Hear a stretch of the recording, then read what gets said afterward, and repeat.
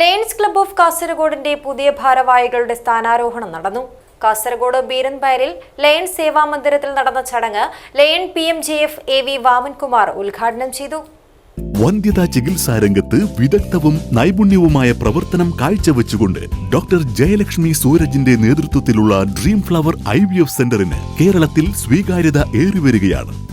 Dream flower IVF centre, bank road, Kasaragod.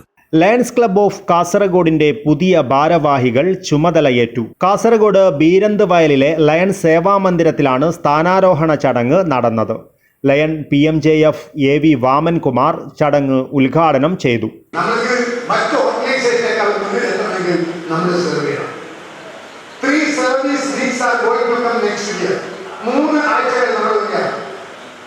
നമ്മുടെ October 4 മുതൽ October 13 വരെ ലോകത്തിലെ എല്ലാ ലയൺസ് ക്ലബ്ബുകളും മെന്റൽ ഹെൽത്ത് ആൻഡ് വെൽബീയിങ് എന്ന ഒരു പ്രോജക്റ്റ് മാത്രമേ ചെയ്യൂ.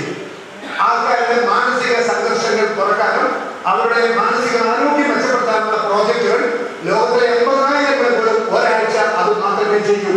That is releasing 4th October to 30th October. Lions club president Rajendra Kundar അധ്യക്ഷത വഹിച്ചു. Advocate Karunakaran Nambiar, doctor Raghavendra Bhat, B Kunhikannan, V Venugopalan, MN Rajeev, NT Gangadharan, Sushama Radhakrishnan എന്നിവർ സംബന്ധിച്ചു.